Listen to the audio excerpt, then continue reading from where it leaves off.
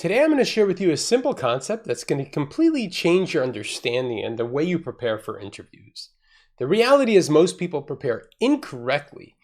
They use a method I call spray and pray. Whether it's in textbooks, YouTube, or Google, they just start running down this rabbit hole of topics, content, just in an effort to learn as much as possible about the role or things that might show up on the interview. Look, if you were building a house, would you just start putting down materials and hope that it would hold the house together? Of course not. You're going to do research and be very focused and make sure that you get the exact material that you need and that you know will hold the house together. Interviewing is no different. So right now I'm going to tell you exactly what every single interviewer is looking for. They're looking for 2 personality traits and they're looking for 2 bodies of knowledge. If you like this video and want to see more content like this, please do me a solid, subscribe and comment on the video. I don't care about likes. It's not about the algorithm for me. It's about me knowing that you appreciate the content and getting to know you a little better. So leave a comment. I will 100% reply to you. The main thing to understand here are those 4 things, the 2 personality traits and the 2 bodies of knowledge that you need to know going into every interview. What are the 2 personality traits? So I talk about this a lot, but every interviewer wants to know that when they go on the vacation, they can rely on you. And that means they need to know that you are confident. You are going to make the correct decisions and you're going to be confident and not wishy-washy, because when you're not confident, you can't lead. So that's the first thing you need. And the second thing you need is you just need to be a pleasant person to be around, because ultimately they're going to be sitting next to you for the next few years of their life. They want to enjoy their time at work, which is a majority of their day. So coming off as pleasant, smiling, making eye contact, all those things that demonstrate confidence as well as pleasantness, those are the 2 traits they're going to look for. In terms of knowledge, it's really 2 things.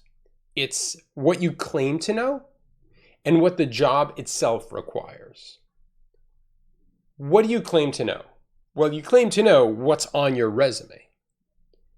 People make a pretty big resume mistake quite often, and that is for each bullet in the resume, they over-explain.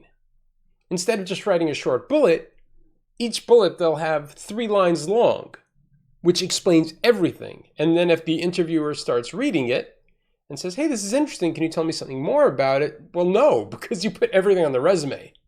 What I like doing is having a resume that has all these hooks, like really catchy, punchy bullets, and then a secondary resume for preparing, which has an expanded version that each bullet has a blowout of like another 3 sentences which further explain the topic. And you, the interviewee, should know those all by heart. That should be your number 1 source of interview prep.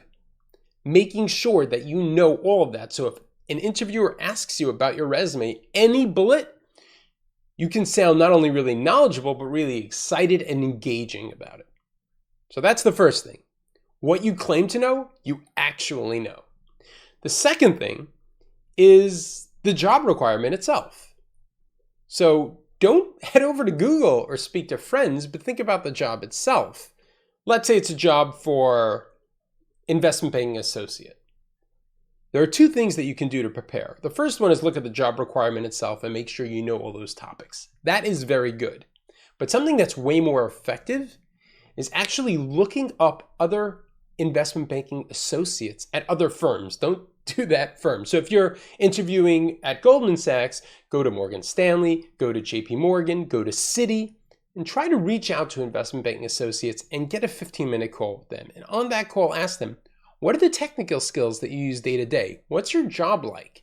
Take notes, listen very attentively, and ask questions. The more you learn about the job, the more you understand what the job entails, the smarter you're going to sound on the interview. To recap, what you claim to know, you're going to know because you're already preparing for the interview. What the job requires, well, you already talked to quite a few people who are doing this exact job, so you're going to sound really intelligent talking about it. Look, are there going to be brain teasers that'll probably catch you off guard? Yeah, probably. And honestly, going online and studying brain teasers, maybe it'll help a little, but there are thousands of them, and you're not going to study the right one that's going to show up in the interview. I'm not saying if you're a quant, you shouldn't prepare for brain teasers. That's kind of what you got to do. I'm not saying if you're a programmer, you shouldn't think about algos and try to figure out the most effective way to search for things. You have to know these things for those roles. But for general finance roles, don't get caught up on the brain teaser type of stuff. It's okay to not know. What you do have to know, though, is what you claim to know and what the job requires. I hope this video helps, and I'll see you next time.